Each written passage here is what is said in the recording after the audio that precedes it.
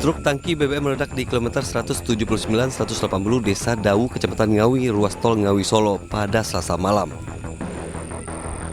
Api berkobar melalap truk serta membakar semak-semak hingga belasan meter di sekitar lokasi kejadian. Menurut warga terdengar bunyi ledakan hingga 7 kali dan kobaran api yang cukup besar.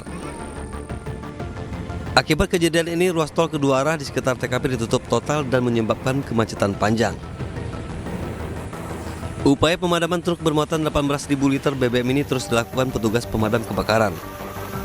Api baru dapat dipadamkan 1 jam kemudian. Menurut sopir truk, asal api dari sistem kampas rem belakang sebelah kanan dan upayanya untuk memadamkan api dengan peralatan pemadam yang dimilikinya gagal. Setelah dilihat ada percikan api kecil, ternyata kampas rem sebelah kanan. Itu belakang atau? Belakang. Iya. Terus? Sebelah ini malah kiri. Kami sudah berusaha memadamkan, apa habis 3 baju kami lepas. Mau berobosan nggak bisa, ada palangnya itu. Karena yang di dalam. Tidak ada korban jiwa dalam peristiwa ini. Kini jalan tol Ngawi kembali dibuka meski area kebakaran masih diisolir oleh petugas demi kepentingan penyelidikan. Dari Ngawi, Jawa Timur, Asfi Manar, iNews melaporkan.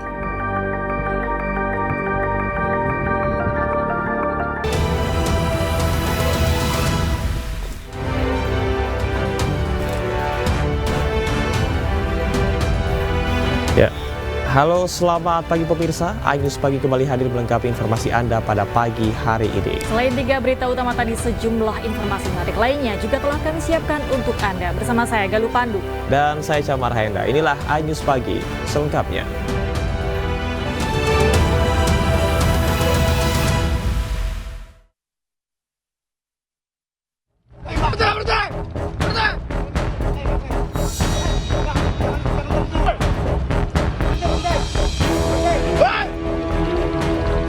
Kapal patroli petugas gabungan Bea Cukai mengejar kapal yang mencoba bersandar di tepi hutan bakau perairan Asahan, Sumatera Utara. Seluruh awak kapal, nahkoda dan ABK yang panik langsung berusaha melarikan diri dengan menceburkan diri ke sungai dan lari ke hutan bakau. Setelah kapal berhasil diberhentikan, petugas memeriksa kapal dan menemukan terdapat 150 bal pakaian bekas dari Malaysia. Di situ kami dapat informasi ada barang balpres yang akan masuk ke wilayah Asahan. Makanya dari teman-teman di pengawasan di Bea Cukai Teluk Nibung langsung turun. Ternyata dibenarkan jam 11 malam teman-teman menemukan adanya satu kapal yang mengangkut 150 balpres. Sebelumnya, petugas mendapatkan informasi adanya kapal mencurigakan dengan terpal yang menutupi badan kapal. Selanjutnya, kapal dan ratusan bal pakaian bekas ilegal dari negeri jiran Malaysia tersebut dibawa ke kantor wilayah Bea Cukai Sumatera Utara. Dari Asahan, Sumatera Utara, Ulil Amri, iNews melaporkan. Ke informasi lainnya, pemirsa, penertiban pedagang kaki lima di Pasar Sukaramai, Kecamatan Medan Area Sumatera Utara berlangsung ricuh. Pedagang yang tidak terima barang-barangnya diangkut petugas Satpol PP Kota Medan mengamuk dengan menyiramkan dan melemparkan dagangannya ke petugas.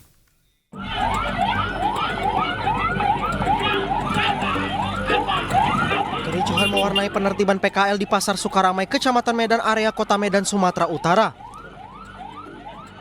Kericuhan terjadi saat puluhan petugas Satpol PP Kota Medan yang dibantu kepolisian dan pemerintah kecamatan setempat langsung mengangkut barang-barang dan tenda pedagang ke mobil petugas Satpol PP Kota Medan. Para pedagang yang tidak terima dengan aksi petugas Satpol PP Kota Medan itu melawan. Beberapa pedagang ikan menyiramkan dan melemparkan barang jualannya ke petugas Satpol PP Kota Medan. Aksi pedagang ini sempat membuat petugas Satpol PP terpancing emosi hingga hendak memukul pedagang. Aksi saling pukul pun nyaris terjadi. Pihak kepolisian yang di lokasi kemudian melerai kedua pihak. Pedagang kecewa sebab pihak petugas Satpol PP Kota Medan sebelumnya tidak memberi peringatan akan ada penertiban sehingga mereka bisa mengosongkan barang jualannya. Penertiban dilakukan petugas Satpol PP Kota Medan karena selama ini pedagang lebih memilih berjualan di luar gedung pasar tradisional Sukaramai ketimbang masuk ke dalam bangunan pasar yang masih banyak kosong itu. Dari Medan, Sumatera Utara, Said Ilham, iNews melaporkan.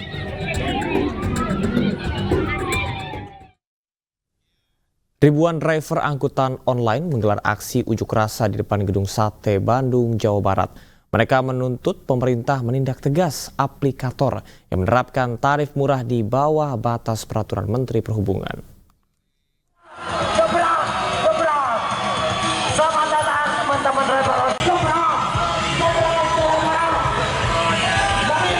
Ribuan driver angkutan online tergabung dalam gerakan Bersatu General atau Gebrak berunjuk rasa di depan gedung Pemprov Jawa Barat di Kota Bandung.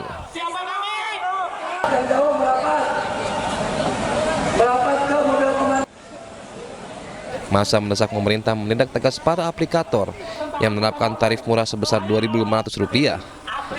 Menurut mereka, sejumlah aplikator melanggar peraturan Menteri Perhubungan 118 tahun 2018 yang mengatur tarif batas bawah senilai Rp3.500. Terkait aksi ini memang intinya masalah tarif yang sudah dirasa sama teman-teman R2 dan R4 ini sudah tidak manusiawi lagi. Gitu. Jadi memang kita ini aksi spontan, tidak ada yang menggerakkan seorang pun, tapi memang keinginan dari para driver online baik R2 atau R4. Jika tuntutan tidak dipenuhi, massa mengancam akan kembali menggelar aksi demo dengan skala yang lebih besar. Dari Bandung, Jawa Barat, Ervan David, iNews melaporkan. Di Jawa Barat, pemirsa, puluhan siswa dilarikan sejumlah layanan kesehatan di Kabupaten Bandung Barat karena diduga keracunan makanan usai menyantap nasi kotak berisikan ayam goreng.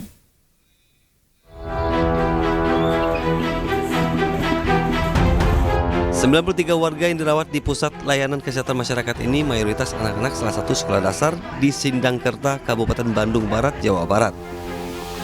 Para korban memiliki gejala yang sama, yaitu mual, sakit perut, hingga buang air besar. Dari hasil penyelidikan polisi dan pemeriksaan saksi, awalnya para korban mengkonsumsi makanan kotak berisikan nasi, kemudian ayam goreng dan saus. Makanan tersebut disediakan pihak sekolah saat acara pembagian rapor siswa pada Senin 24 Juni 2024 dengan total 150 dus. Di Puskesmas Sindangkerta sendiri yang terdata 73, kemudian ada yang ke klinik di luar Puskesmas itu yang terdekat ada kurang lebih 20, totalnya 93 dari siswa 142 yang pada hari Senin kegiatan kenaikan kelas dan perpisahan yang selesai makan nasi kotak, yaitu ayam goreng. Saat ini mayoritas korban sudah pulang, sementara 10 orang korban lainnya telah dirujuk ke RSUD Cililin karena daya tampung puskesmas terbatas. Polisi telah mengambil sampel makanan untuk rencananya akan dikirim ke laboratorium. Dari Kabupaten Bandung Barat, Jawa Barat, Yuwono, iNews melaporkan. Wajah dunia pendidikan kembali tercoreng dengan beredar dan viralnya video perundungan sejumlah siswa MTSN 2 Pesisir Selatan, Sumatera Barat. Kasus ini pun tengah ditangani oleh Polres Pesisir Selatan.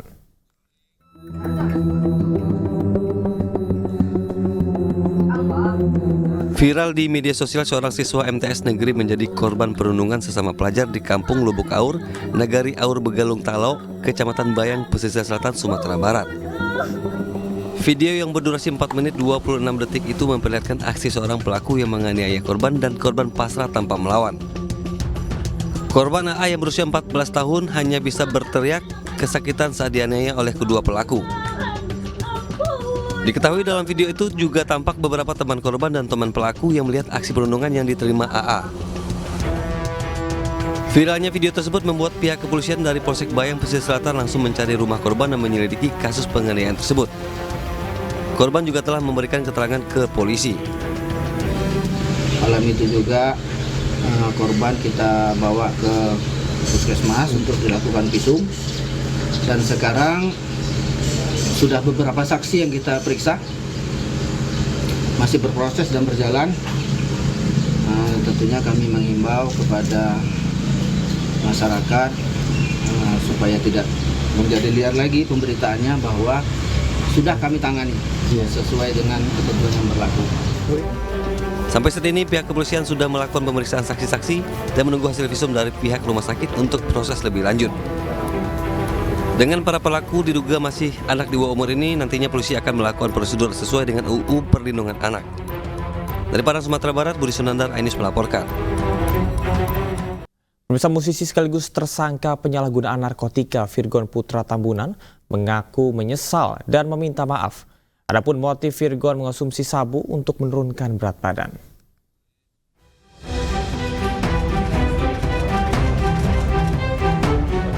Musisi Virgon Putra Tambunan meminta maaf atas penyalahgunaan narkoba yang dilakukannya. Virgon yang sudah menyandang status tersangka ini mengaku menyesal dan berjanji akan menjadi sosok yang lebih baik di masa depan. Virgon ternyata pernah mengonsumsi narkoba jenis sabu di tahun 2012 namun sempat berhenti.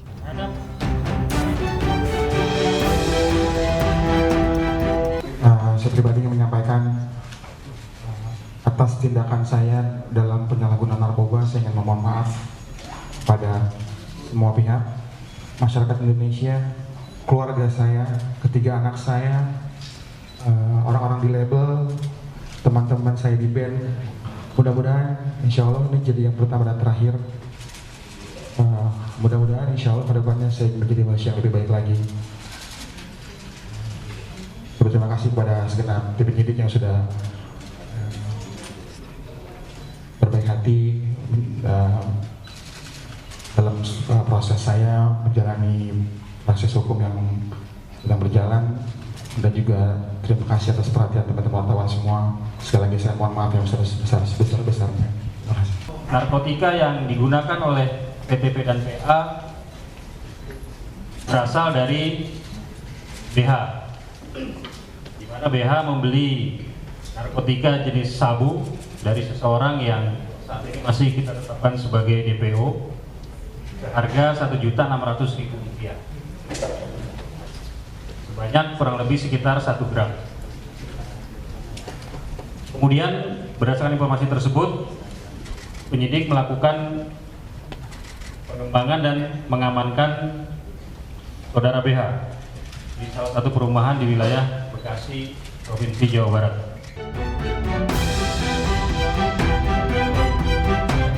Dalam kasus ini, polisi menetapkan 3 orang sebagai tersangka, yaitu Virgon, teman wanita Virgon berinisial PA, dan pemasok sabu BH yang merupakan personel grup band Last Child.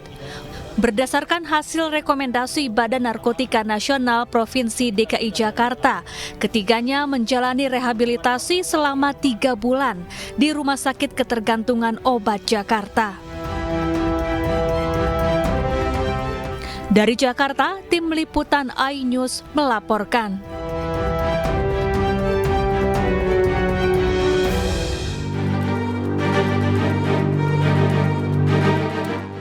Musisi Virgon diringkus polisi di kamar indekosnya di Pasar Minggu, Jakarta Selatan, Kamis 20 Juni 2024. Mantan suami Inara Rusli ini ditangkap bersama teman wanitanya berinisial PA. Polisi menemukan barang bukti 1 klip sabu dan alat isap.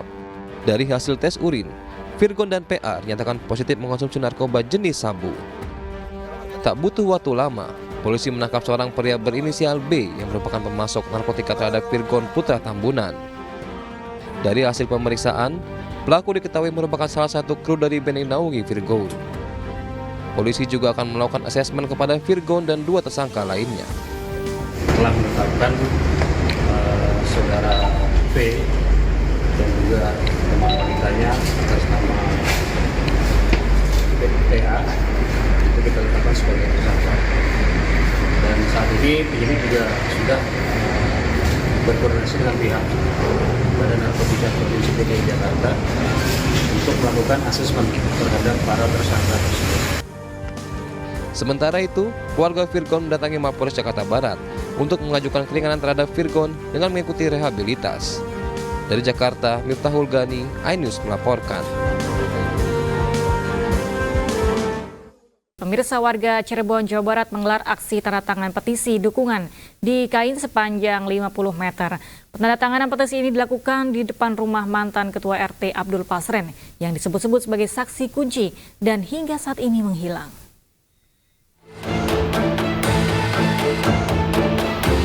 Warga Cirebon, Jawa Barat menggelar aksi tanda tangan petisi dukungan di kain sepanjang 50 meter.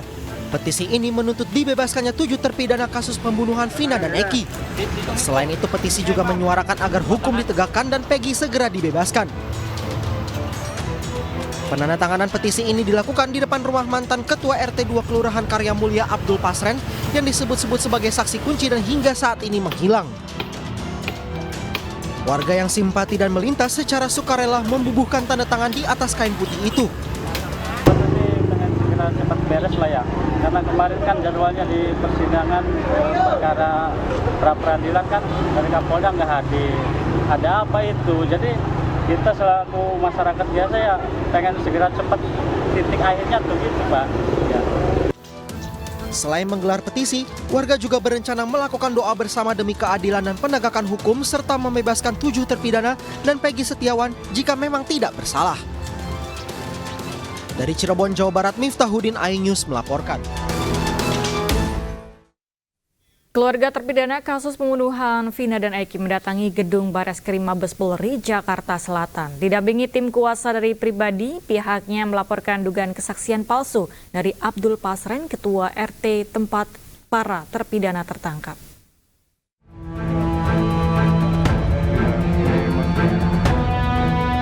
Sejumlah perwakilan keluarga terpidana kasus pembunuhan Vina dan Eki mendatangi gedung Awaludin Jamin Bareskrim Polri Selasa siang.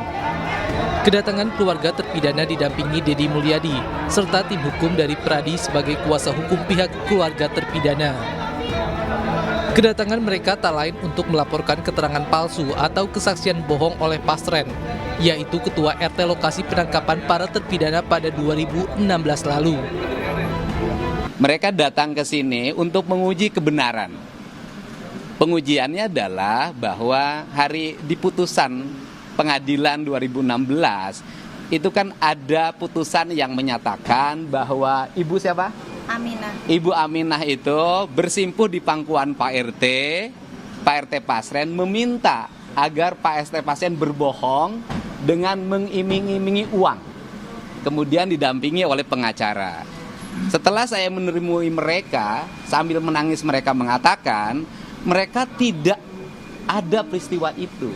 Yang ada adalah mereka dan keluarga terpidana datang ke Pak RT Pasren untuk meminta agar Pak RT Pasren berkata jujur. Apa harapan Anda? Semoga adik-adik kami, anak-anak kami, dan saudara kami bisa dibebaskan semuanya. Pihak keluarga menilai apa yang disampaikan oleh Pasren dalam pemeriksaan tidak benar sehingga pihak kuasa hukum turut membawa sejumlah barang bukti dan saksi. Kami sudah menyiapkan alat-alat bukti berupa saksi-saksi, kemudian keterangan pernyataan-pernyataan, kemudian juga putusan pengadilan, dan juga bukti elektronik berupa video-video yang nanti akan kami sampaikan kepada penyidik. Tentu nanti akan kita lengkapi dengan keterangan ahli. Saya kira itu yang kita sampaikan bukti-bukti itu kepada pihak Mabes Polri. Atas laporan yang sudah disampaikan ke Bareskrim, pihak kuasa hukum dan keluarga berharap agar petugas melakukan pengujian kembali terhadap keterangan palsu dari Ketua RT. Sehingga kerabat mereka yang ada di dalam jeruji bisa mendapatkan keadilan dan bebas dari segala tuduhan. Dari Jakarta, Stephen Patinama, Rama Romadona, iNews melaporkan. Sementara itu, kuasa hukum Peggy Setiawan mendatangi kantor Kemenko Polhukam Selasa siang. Tim kuasa hukum Peggy meminta Menko Polhukam menegur Polda Jawa Barat karena absen di sidang pra-peradilan Peggy Setiawan. Kuasa hukum Peggy Setiawan, Marwan Iswandi, Selasa siang mendatangi gedung Kemenko Polhukam di Jakarta untuk bertemu langsung dengan Menko Polhukam Hadi Cahyanto. Kedatangannya untuk meminta Hadi Cahyanto yang juga merupakan Ketua Kompolnas menegur Polda Jawa Barat yang tidak hadir dalam sidang pra-peradilan Peggy pada Senin kemarin. Selain itu, pihaknya meminta pemerintah membentuk tim pencari fakta untuk mengusut kasus yang menjerat Peggy Setiawan agar kasus ini dibuka secara transparan dan jelas. Meski demikian, tim kuasa hukum tidak bisa bertemu dengan Menko Polhukam hari ini karena Hadi Cahyanto ada kegiatan lain di luar. Beliau ada Kepala Biro Hukum dan Persidangan dan Humas. Beliau menyampaikan Menko Polhukam belum bisa menerima kami hari ini. Bahkan Menko Polhukam hari ini berangkat ke Makassar. Beliau baru bisa menerima kami kira-kira tanggal 22 sampai tanggal 26 karena semua sudah terjadwalkan. Tetapi keinginan kami sudah kami sampaikan. Satu, kami melaporkan hasil sidang pra-peradilan kemarin. Sidang pra-peradilan kemarin, Polda Jawa Barat tidak datang. Karena beliau juga merupakan ketua Kompolnas, maka kami laporan ke sini. Yang kedua, kami menyampaikan memohon kepada Menko Polhukam untuk menyampaikan ke Presiden. Setelah sidang pra-peradilan ditunda, pengacara Peggy Setiawan was-was karena khawatir berkas perkara Peggy lengkap. Dan berikut potongan dialog Davi Pratama dalam iNews Sore bersama pengacara Peggy Diolipa Yumara dan penasehat Kapolri Arianto Sutadi. Betul nggak nih, tim Anda was-was karena kejar-kejaran ini? Sebenarnya tidak ya. Jadi kalau kita lihat di dalam pra-peradilan ya, upaya pra-peradilan itu kan waktunya 7 hari untuk bersidang ya. Kemudian ada posisi di mana satu pihak tidak hadir, yaitu di pihak Polda Jawa Barat ya kan. Nah, sidang ditunda 1 minggu. Ini masih sah-sah saja begitu. Jadi saya beranggapan bahwasanya ini masih normal ya. Karena seringkali juga kalau kita mengajukan sidang pra-peradilan dalam perkara apapun juga, kadang-kadang pihak penyidik atau pihak pembela dari penyidik ini hari ini nggak hadir, mungkin besok atau mungkin 1 minggu kemudian. Tapi setelah 1 minggu kemudian, ketika kemudian sidang dimulai lagi, kalau dia tidak hadir, ini baru risiko buat penyidik dan buat Polda kan begitu. Kalau misalnya mereka tidak hadir, risikonya apa? Risikonya nanti mereka bisa kalah gitu kalau tidak hadir lagi. Makanya ditundanya ini adalah keadaan biasa. Tidak tahu ya, saya tidak bisa mengatakan itu strateginya apa. Tapi saya juga kaget juga, karena waktu itu kan hari H-1 sudah siap mau hadir kan gitu kan, ya kita semua mengharapkan. Tapi tiba-tiba saya monitor kok nggak hadir gitu. Saya tanyakan kepada Polda, sampai tadi pagi itu saya ditanya-tanya, belum ada jawaban. Tapi barusan sore ini tadi dikatakan oleh Humas Polda Jabar bahwa tidak hadirnya kemarin itu karena ada kegiatan lain. Seperti yang disampaikan oleh Kompolnas yang tadi pagi itu saya juga nggak tahu, sehingga saya nggak percaya dengan keterangan Kompolnas. Tapi intinya tadi Humas Polda Jabar sudah mengatakan bahwa sebetulnya sudah siap. Cuman karena tadi ada kegiatan lain sehingga tidak bisa hadir. Tapi yakinlah minggu depan pasti akan hadir. Dan kita siap untuk itu, pra-peradilan gitu. Itu kira-kira begitu Pak. Jadi saya nggak bisa menyampaikan perkiraan. Kita beralih ke informasi lainnya, pemirsa. Keluarga Afif Maulana, pelajar SMP yang tewas akibat diduga terjatuh dari jembatan Kuranci, Kota Padang, Sumatera Barat, melapor ke kantor Komnas HAM. Komnas HAM dan kuasa hukum keluarga korban sepakat akan membentuk tim investigasi. Keluarga korban dan kuasa hukum dari Lembaga Bantuan Hukum Padang meminta Komnas HAM membantu pengungkapan kematian Afif Maulana. Sebab keluarga korban dan kuasa hukum menilai terdapat kejanggalan pada kematian korban. Setelah ditemukan luka lebam pada jasad korban, keluarga menduga korban mendapat kekerasan fisik dari oknum polisi sebelum jatuh dari jembatan Kuranci. Keluarga juga yakin korban tidak pernah tawuran. Saksi yang dimaksud itu sebenarnya dia pernah memberikan keterangan di kantor sebelum kasus ini diketahui banyak orang. Sebenarnya dia memberikan keterangan bagaimana terkait almarhum AM itu meninggal dan lain-lain. Tapi setelah itu kami beberapa hari setelah itu pasca Idul Adha ternyata kami ingin menemui saksi tersebut. Pihak keluarga sudah membatasi bahwa kalau meminta keterangan anaknya ya silahkan ke Polres gitu, dan tidak dibiarkan kami untuk bertemu lagi dengan anak tersebut gitu. Pemirsa, pihak keluarga Afif Maulana, bocah berusia 13 tahun yang ditemukan tewas di bawah jembatan Kuranci, Kota Padang, mendesak polisi mengusut tuntas kasus ini. Keluarga menduga Afif Maulana tewas akibat dianiaya oleh sejumlah oknum polisi.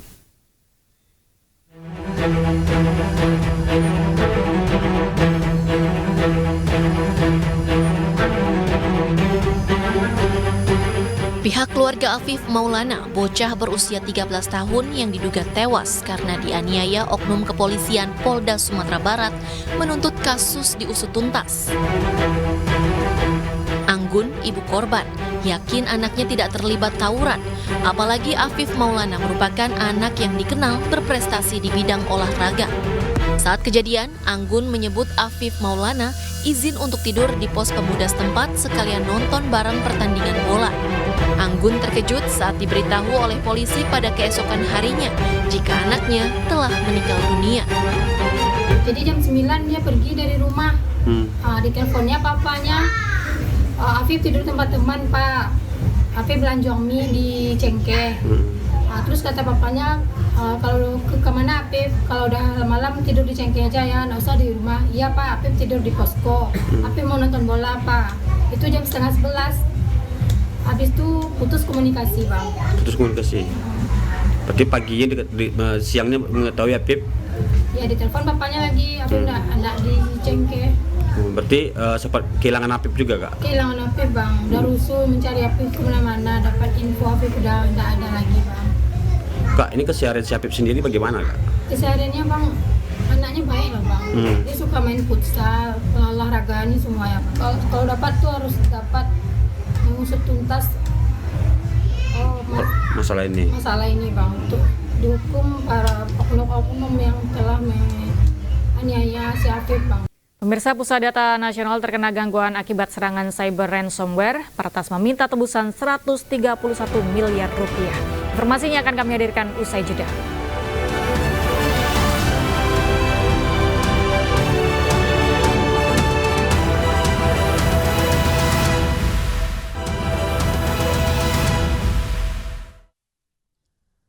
Pemirsa, terima kasih Anda masih di iNews Pagi.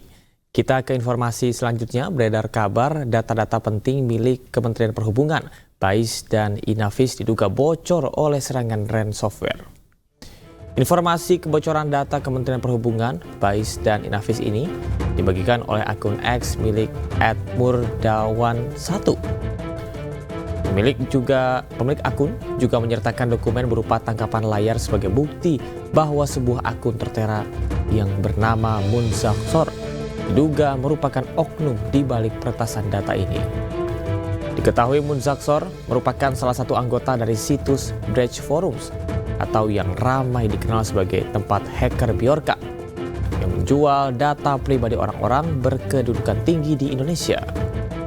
Sedangkan data yang dimiliki BAIS, Inavis, dan Kementerian Perhubungan dijual di dark web dengan harga $1.000 hingga $7.000 Amerika Serikat.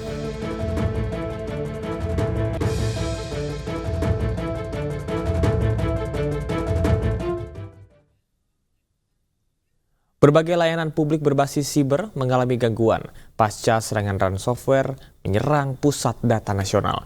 Pelaku serangan meminta tebusan 131 miliar rupiah hingga membuat Polri membentuk tim gabungan.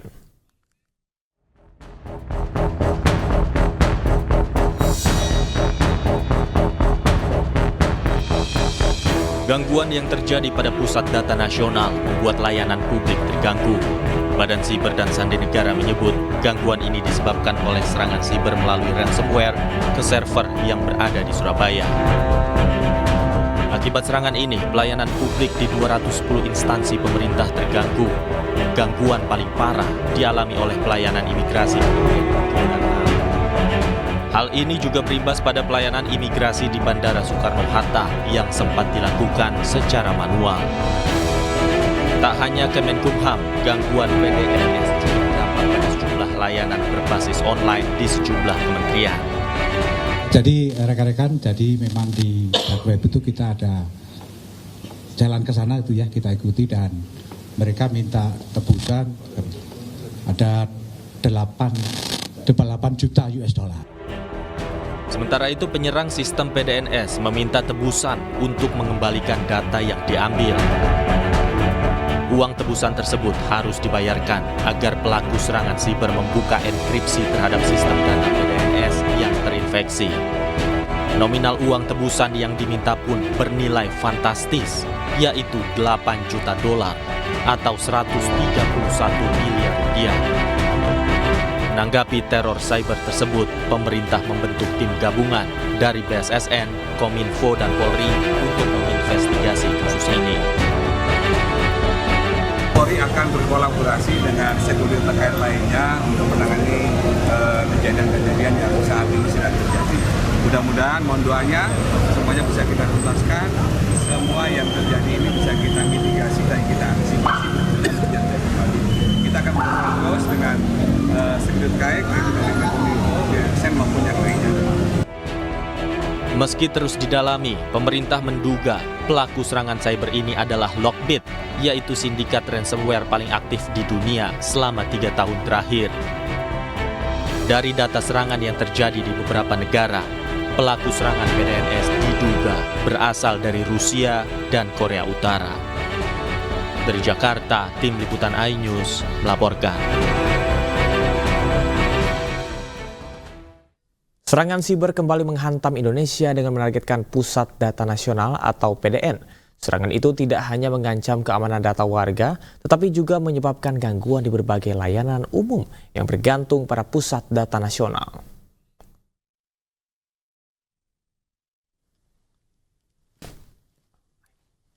Adapun kronologi serangan siber yang menargetkan Pusat Data Nasional terjadi pada 23 Juni 2024. Akibat serangan ini, Pusat Data Nasional atau PDN mengalami serangan siber jenis ransomware bernama Brainkeeper. Serangan ini pun berhasil menginfeksi dan mengekskripsi data penting yang tersimpan di Pusat Data Nasional.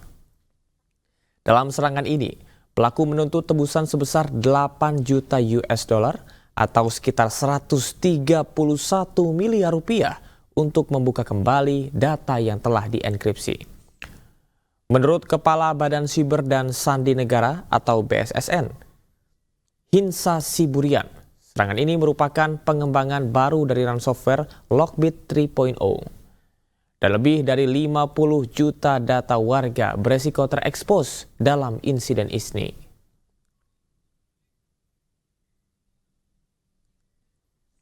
Serangan ini berdampak luas pada layanan umum yang menggunakan data dari PDN, yakni layanan IKTP, yang mana proses pembuatan dan penggantian IKTP terhenti total dan menyebabkan kesulitan mengurus administrasi kependudukan. Kemudian layanan BPJS Kesehatan juga mengalami gangguan signifikan berupa penundaan dalam pengurusan klaim dan layanan kesehatan masyarakat. Sistem perpajakan juga ikut terganggu, hingga proses pelaporan dan pembayaran pajak harus tertunda. Selanjutnya, pemirsa, layanan keimigrasian juga terhenti dan menyebabkan penundaan dalam penerbitan dokumen, baik warga negara Indonesia maupun warga negara asing yang berada di Indonesia. Selain itu, layanan pendidikan menjadi terhambat terkait dengan proses pendaftaran dan administrasi lainnya. Layanan perbankan dan keuangan juga mengalami gangguan dalam proses verifikasi data nasabah serta layanan perbankan lainnya.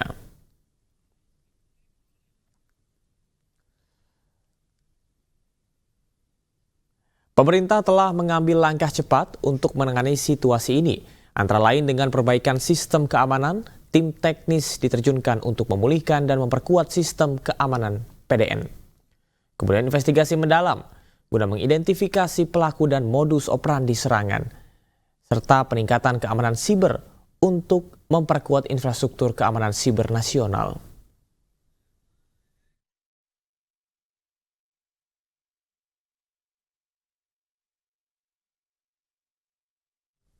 Satuan Tugas Pemberantasan Judi Online menggelar rapat koordinasi membahas masalah judi online untuk tokoh-tokoh masyarakat dan organisasi keagamaan di Kemenko PMK Jakarta Selasa siang. Rapat koordinasi dan sosialisasi dilakukan untuk memberantas judi online hingga ke tingkat desa, lantaran masalah judi online sudah sangat meresahkan selama beberapa waktu terakhir. Dalam rakor ini, berbagai upaya dalam pemberantasan judi online telah dilakukan, misalnya dengan memutus akses provider ke Kamboja dan Filipina, serta pembekuan rekening yang terlibat judi online. Langkah tersebut diambil karena judi online sudah merugikan banyak pihak.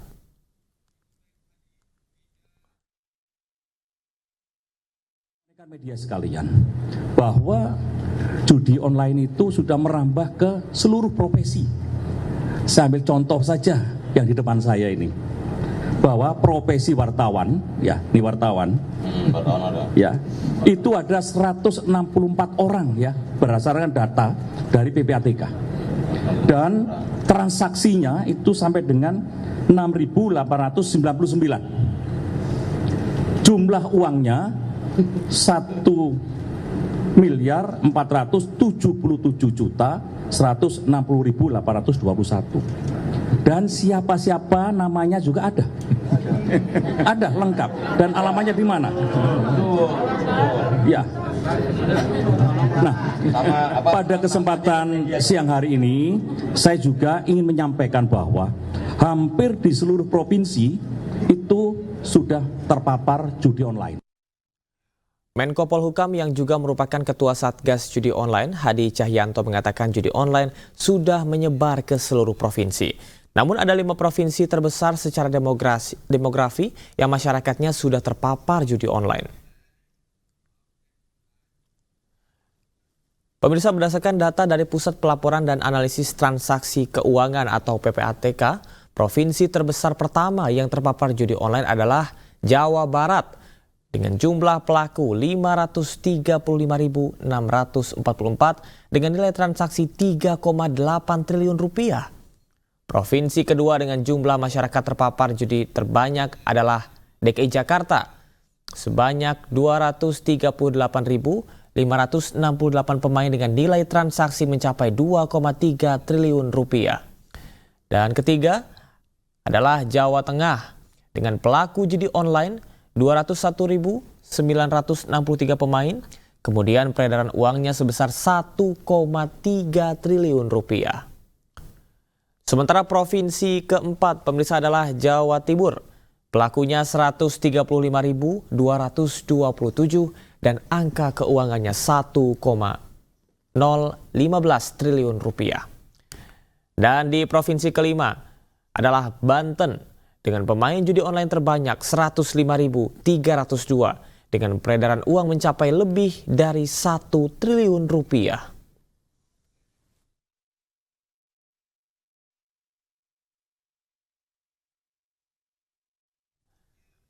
Pemirsa, PT Bank MNC International Tbk membukukan laba bersih 77,9 miliar rupiah di tahun 2023. Seluruh laba bersih juga disepakati digunakan untuk memperkuat permodalan perseroan.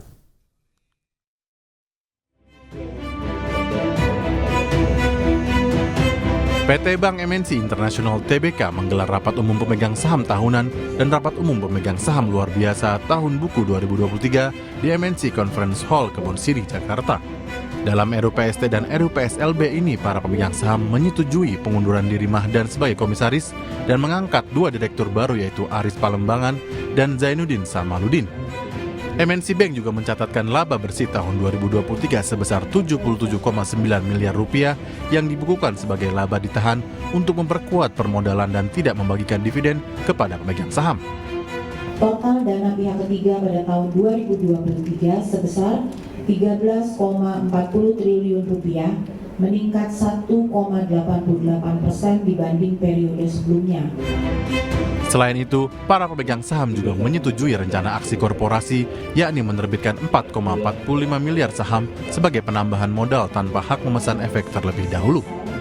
Tim Liputan iNews melaporkan. Sederet selebritas diprediksi akan meramaikan pemilihan kepala daerah 2024. Informasi selengkapnya akan kami hadirkan untuk Anda. Tetaplah bersama kami di iNews Pagi.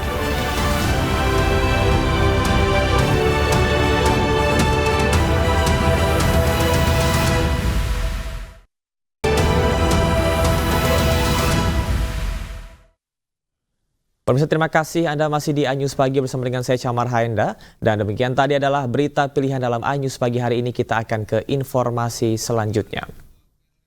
Labbaik Allahumma labbaik, labbaik la syarika laka labbaik, innal hamda wan ni'mata laka wal mulk la syarika lak. Pemirsa, Menteri Kesehatan Arab Saudi Fad Al-Jalajel mengklaim pengelolaan medis selama pelaksanaan haji 2024 berhasil dan berlangsung sangat baik. Lebih dari 1,3 juta jemaah mendapatkan layanan kesehatan selama musim haji tahun ini. Menteri Kesehatan Arab Saudi Fad Al-Jalajel mengatakan sistem kesehatan Saudi melayani lebih dari 495.000 jemaah dengan perawatan khusus. Bahkan pihaknya juga melayani 141.000 lebih jemaah yang tak mengantongi visa haji. Jalajel juga menyinggung kondisi kesehatan para jemaah secara keseluruhan. Meskipun suhu tinggi menembus 51 derajat Celcius di tempat suci Mekah. Respon cepat dari otoritas kesehatan serta bantuan dari pasukan keamanan haji berhasil mengelola dan mengurangi dampak suhu ekstrim. Lebih lanjut, Jalajel mengungkapkan jumlah jemaah haji yang meninggal tahun ini mencapai 1.301 orang. Sebanyak 83% diantaranya bukan pemegang visa haji. Mereka melaksanakan ibadah tanpa tempat berlindung atau kenyamanan yang memadai di tengah suhu sangat terik. Jalajel menekankan upaya signifikan yang dilakukan otoritas yang berwenang untuk meningkatkan kesadaran akan bahaya suhu panas dan pentingnya tindakan pencegahan. Semua laporan telah dikumpulkan, keluarga jemaah meninggal juga telah diberitahui. Proses identifikasi terhadap jemaah yang meninggal dunia telah rampung, meski pada awalnya petugas tak mendapati informasi atau dokumen identitas para korban. Para jemaah yang meninggal dunia juga mendapat layanan pemakaman dan penghormatan. Surat keterangan kematian jemaah juga sudah dikeluarkan.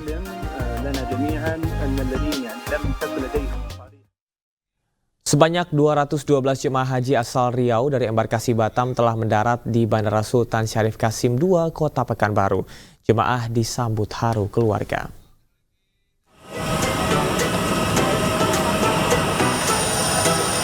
Penuh rasa syukur telah menunaikan rukun Islam kelima. Rombongan jemaah yang tiba di Bandara Sultan Syarif Kasim II Pekanbaru langsung sujud syukur setibanya di tanah air. Rombongan jemaah haji ini langsung dibawa ke kantor Kemenak Pekanbaru. Para jemaah ini pun disambut haru bahagia keluarga yang datang menjemput. Bisa nyampe di Pekanbaru dengan selamat dan sehat semuanya, dan terima kasih kepada semua petugas baik yang ada di Indonesia ataupun yang di Arab Saudi yang sudah membantu kelancaran ibadah haji kami, dan terima kasih juga kepada seluruh pemerintah dan jajarannya atas partisipasinya dalam melaksanakan ibadah suci kami sehingga kami bisa menjalankan ibadah kami dengan khusyuk. Hari ini kita menerima pulangan jemaah haji Kota Pekanbaru, kloter pertama Riau bersama dengan kloter 3 Batam ya. Dari jumlah keberangkatan pemulangan sama, tidak ada yang tertinggal, baik itu meninggal maupun tertinggal karena sakit. Jadi alhamdulillah jemaah kita berangkat dan pergi utuh semuanya, termasuk petugas. Kemudian kondisi jemaah, memang kemarin ada satu orang jemaah kita yang sempat dirawat sebelum diberangkatkan ke Madinah. Kedatangan jemaah haji asal Riau gelombang pertama ini terbagi dalam 3 penerbangan reguler dengan total 442 jemaah. Sementara untuk proses kepulangan seluruh jemaah haji asal Riau akan berlangsung selama 15 hari dengan total 23 penerbangan. Dari Pekanbaru Riau, Indrayus Rizal, iNews melaporkan. Labbaik Allahumma labbaik, labbaik la syarika laka labbaik, innal hamda wan ni'mata laka wal mulk la syarika lak. Kita beralih ke informasi lainnya, pemirsa. Kemudahan dan keamanan transaksi merupakan hal yang ingin didapatkan oleh generasi muda. Untuk itu, sebuah bank BUMN berkolaborasi dengan perusahaan elektronik asal Korea meluncurkan kartu kredit dengan beragam fitur menarik.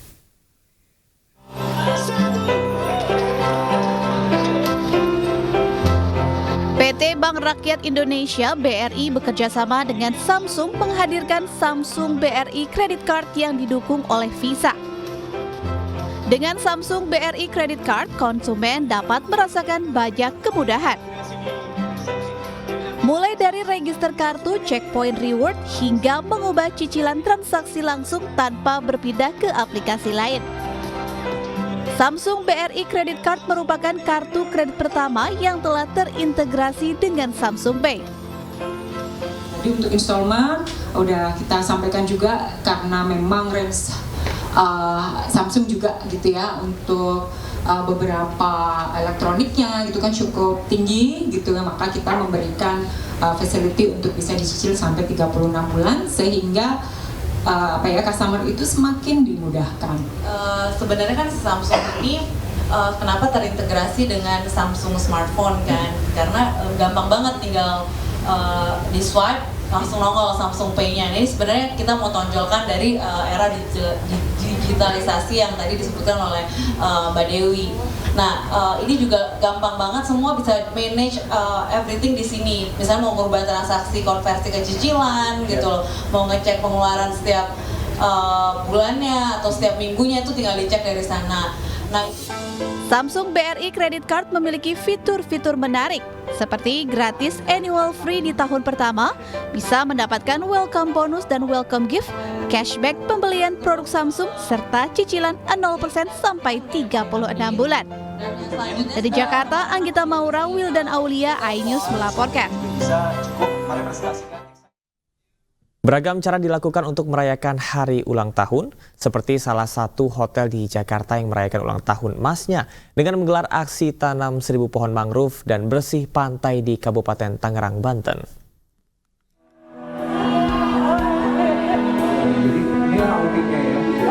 Hotel Arya Duta Menteng Jakarta dengan bangga merayakan hari jadi ke-50. Pada perayaannya kali ini menggelar acara tanam 1000 pohon mangrove dan aksi bersih pantai di Pantai Tanjung Pasir, Kabupaten Tangerang, Banten, dengan melibatkan masyarakat, komunitas penjaga laut, Ekonusa, dan puluhan karyawan. Sambil membawa kantong dan wadah untuk menampung sampah, secara serentak menyisir bagian Pantai Tanjung Pasir. Sampah plastik dan sisa limbah rumah tangga menjadi sasaran pembersihan pantai. Selain melakukan bersih pantai, karyawan Arya Duta Menteng Jakarta juga melakukan aksi tanam 1000 pohon mangrove di pantai ini. Momen ulang tahun emas Hotel Arya Duta Menteng Jakarta menjadi peristiwa penting dalam menjaga dan melestarikan bumi serta menjaga keseimbangan alam. Tentunya untuk kita semakin mencintai bumi, bahwa bumi ini kalau tidak dimulai dari langkah kecil seperti menanam mangrove, pagi tadi juga kita melakukan beach cleaning, itu adalah langkah untuk menjaga agar bumi kita tetap sehat, bumi kita tetap baik gitu untuk generasi ke depan. Pihak hotel berharap memiliki pantai bersih dan mencegah abrasi dengan menanam mangrove bisa menjadi budaya baru yang dimiliki oleh seluruh lapisan masyarakat, sehingga keseimbangan alam tetap terjaga. Dari Kabupaten Tangerang, Banten, Aimar Rani, iNews melaporkan. Kita menuju ke informasi lain. Pemirsa, Partai Keadilan Sejahtera mengusung Anies Baswedan dan Sohibul Iman sebagai calon gubernur dan wakil gubernur di Pilkada Jakarta. Sementara PDI Perjuangan yang sempat menyatakan tertarik untuk mengusung Anies di Jakarta, namun hingga kini belum menentukan dukungan.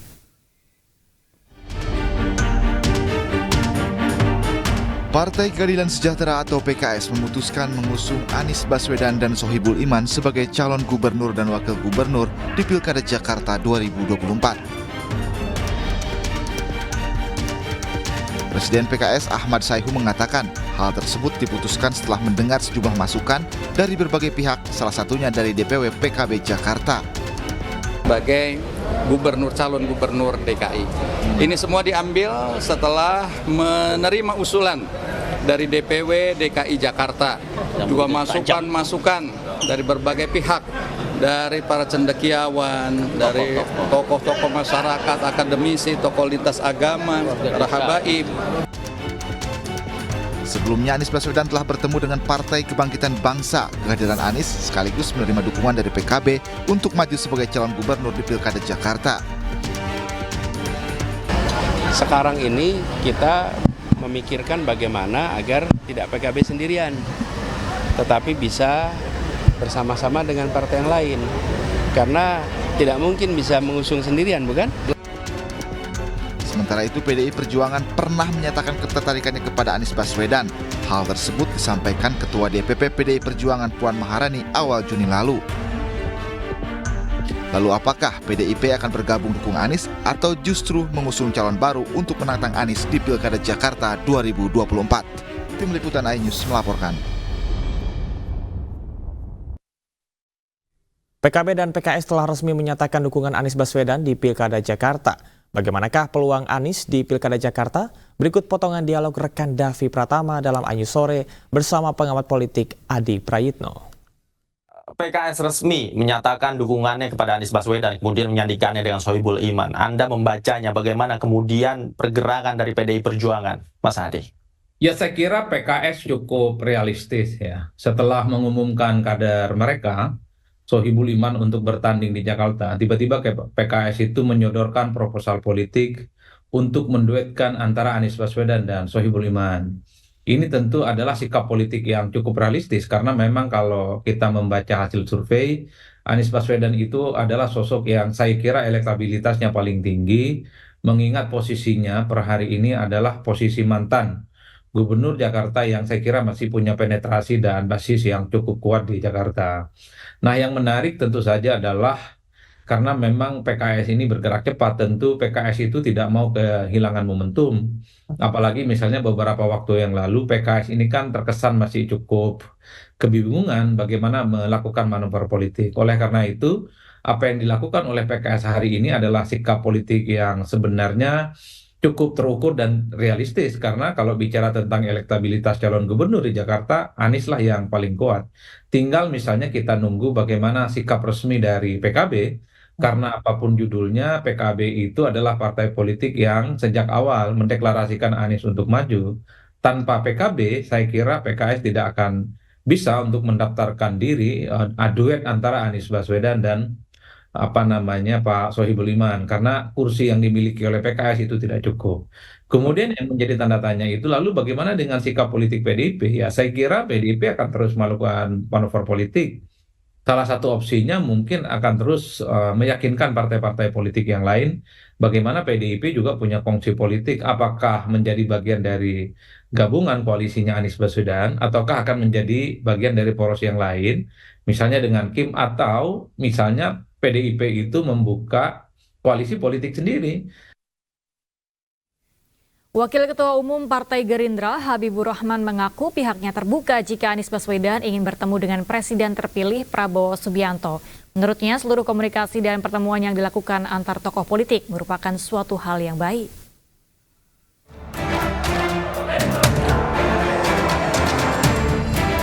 Habibur Rahman menegaskan Presiden terpilih Prabowo Subianto tidak pernah memiliki sentimen tertentu kepada lawannya dalam Pilpres 2024, salah satunya Anies Baswedan.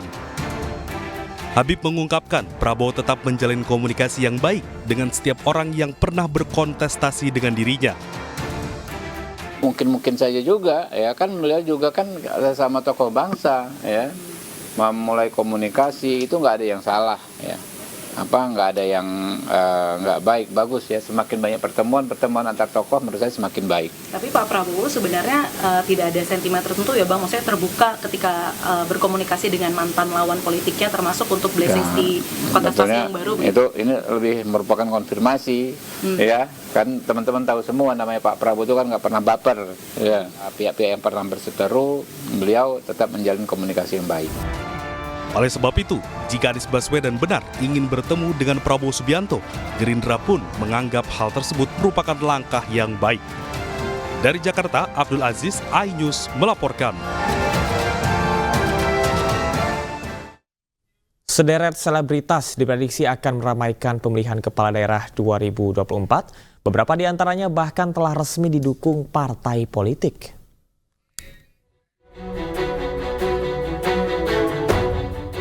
Tak berbeda dengan pemilihan legislatif, pemilihan kepala daerah atau Pilkada 2024 diprediksi akan diramaikan oleh tokoh selebritas.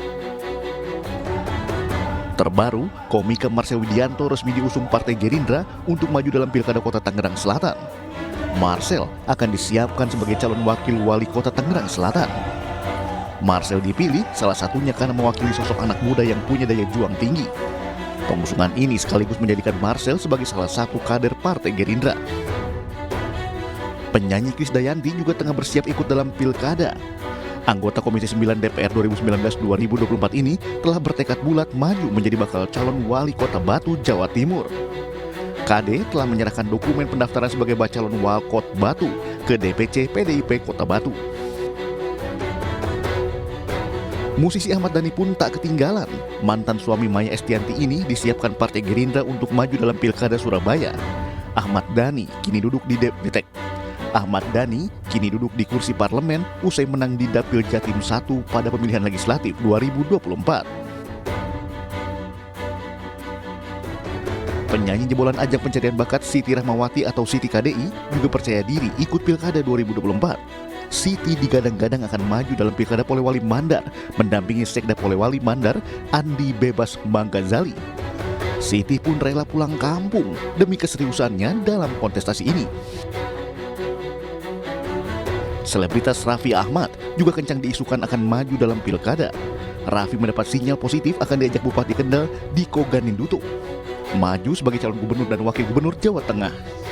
Namun, ketika kembali dicecar awak media, Sultan Andara ini terkesan enggan menanggapi. Adik ipar Raffi Ahmad, Rici Ismail alias Jeje Govinda, terpampang di Jalan Raya Lembang, Kabupaten Bandung Barat. Baliho tersebut ramai diperbincangkan warga juga netizen di media sosial lantaran disebut akan maju dalam pemilihan kepala daerah Pilkada Kabupaten Bandung Barat. Terjunnya artis atau selebritas dalam kontestasi politik bukan fenomena baru. Mereka yang dulu hanya dikenal lewat karya dan penampilan di dunia hiburan, kini banyak yang telah duduk di kursi eksekutif maupun legislatif. Pengamat politik Henry Satrio menilai pencalonan artis dalam kontestasi politik adalah hal yang wajar karena telah memiliki modal popularitas yang lebih maju ketimbang elektabilitas. Popularitas mereka jelas tinggi sekali dan itu satu langkah atau satu kaki lebih maju dibandingkan elektabilitas. Meski demikian, popularitas bukan jaminan bagi para pesohor bisa memenangkan pilkada. Jikapun akhirnya mereka terpilih, diharapkan para pesohor ini juga memiliki kapasitas untuk memimpin daerah mereka. Tim Liputan iNews melaporkan. Kita beralih ke informasi selanjutnya, pemirsa. Dalam rangka memperingati Hari Bayangkara ke-78 tahun, Kepolisian Republik Indonesia menggelar bakti sosial dan bantuan sosial serentak di seluruh jajaran Polda yang ada di Indonesia.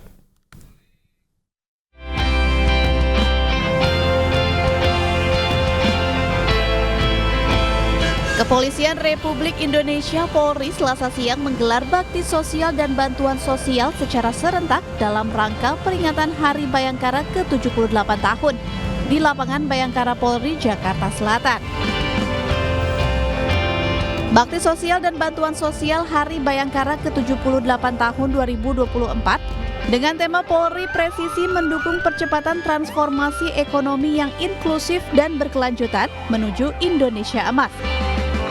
Dilepas langsung secara simbolis oleh Kapolri Jenderal Polisi Listio Sigit Prabowo yang didampingi oleh Ketua Bayangkari serta Asisten Logistik Kapolri Irjen Polisi Raden Argo Yuwono di lapangan Bayangkari Polri, Jakarta Selatan pada Selasa siang.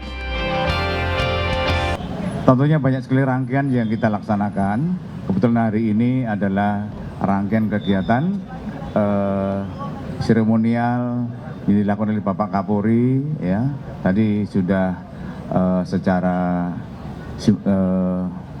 simbolis tadi sudah melepas sembako, ya, sembako, di mana tadi juga sudah disapa juga dari 34 Polda, disapa 4 Polda sebagai perwakilan.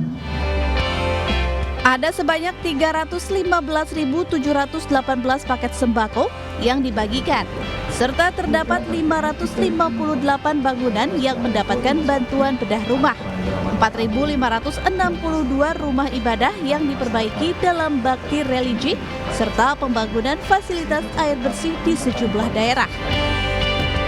Bakti sosial dan kegiatan lainnya juga masih menunggu berikutnya. Besok akan dilaksanakan bakti kesehatan di Kerawang, dan seluruh jajaran di Indonesia.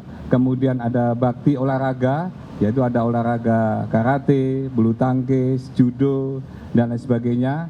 Kalau teman-teman media ada yang suka menembak, nanti ada kegiatan menembak di Senayan, silakan mengikuti. Mudah-mudahan ini semuanya bisa memeriahkan HUT Bayangkara yang ke-78, sekaligus juga bisa mendekatkan Polri lebih dekat dengan masyarakat.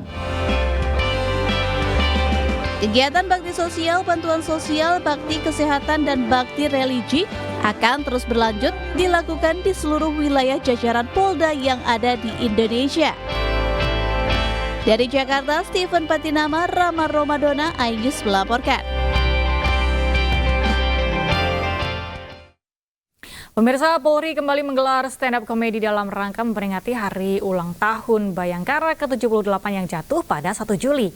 8 finalis bersaing untuk kebolehan menyajikan materi stand-up komedi bertema kritik Polri di hadapan Kapolri dan jajaran Polri lainnya.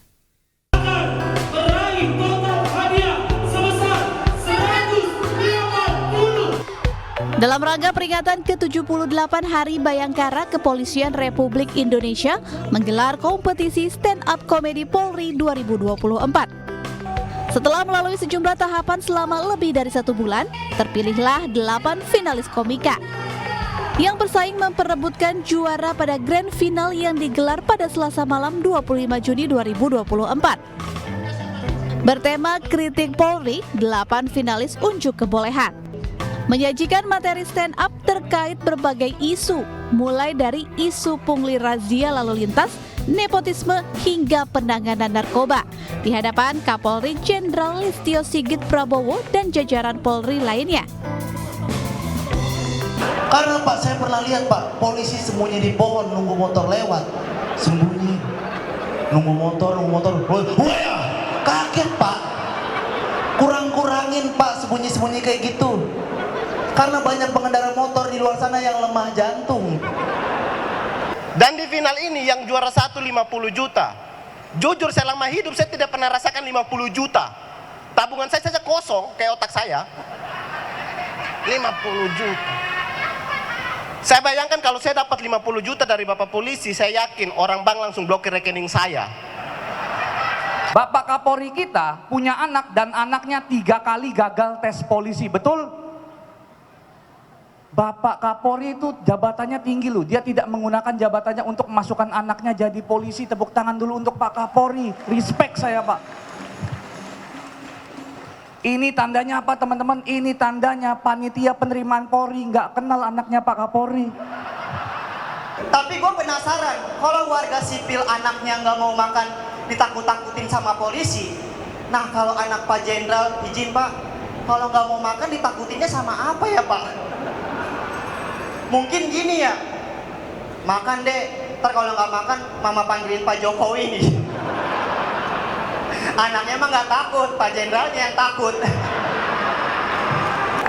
Maksud saya ngapain polisi dikritik teman-teman? Kepercayaan masyarakat terhadap polisi sekarang sudah 90%. Nggak ada yang perlu dikritik dari polisi. Yang perlu dikritik dari polisi paling cuma polisi pakai narkoba, polisi judi online, polisi selingkuh, polisi maling. Wah banyak ya. Apa? Bapak tahu nggak Pak? Jadi Ibu Bayangkara itu nggak gampang. Hah? Bener nggak Bu? Harus salah satu syaratnya harus bebas dari catatan kriminal. Nggak boleh ada kriminal. Berarti ibu-ibu Bayangkara di sini itu nggak ada, bebas. Berarti ibu di sini belum pernah kayak menusuk orang, bakar suami, dan mengaku nabi, nggak pernah kan? Nggak pernah kan? Nggak pernah itu loh. Susah tahu Pak. Grand Final Stand Up Komedi Polri 2024 dimenangkan oleh komika Bobby Al-Mahbub, perwakilan dari komunitas stand up komedi Ciledug yang membawakan materi stand up terkait kepercayaan masyarakat akan kinerja Polri. Terima kasih kepada Polri, gara-gara saya juara saya jadi cinta polisi, I love you. Terus kemudian saya juga terima kasih ke senior-senior komunitas dari stand up Indo Ciledug dan stand up Indo UIN. Tanpa mereka saya nggak bisa apa-apa, materi saya juga banyak dibantu sama mereka, bahkan mungkin lebih dari 50% materi saya yang stand up ini dibantu oleh senior-senior saya. Selain itu, Direktur Tindak Pidana Narkoba Bareskrim Polri, Brigjen Mukti Juharsa mengatakan, lomba stand up komedi ketiga ini digelar agar masyarakat dapat menyampaikan kritik atau saran untuk institusi Polri secara terbuka. Ya harapannya kita bisa lebih dekat dengan masyarakat semua ya. Dalam semua banyak sekali animo masyarakat ya. Untuk hadir dalam acara ini ya semuanya saling mensupport ya, dan alhamdulillah tadi acara cukup meriah, pesertanya cukup lucu-lucu semua. Ya. Rencananya acara serupa akan terus digelar karena sudah ada piala bergilir yang diberikan Kapolri. Dari Jakarta, Amrina Rida, Dimas Winardi, iNews melaporkan.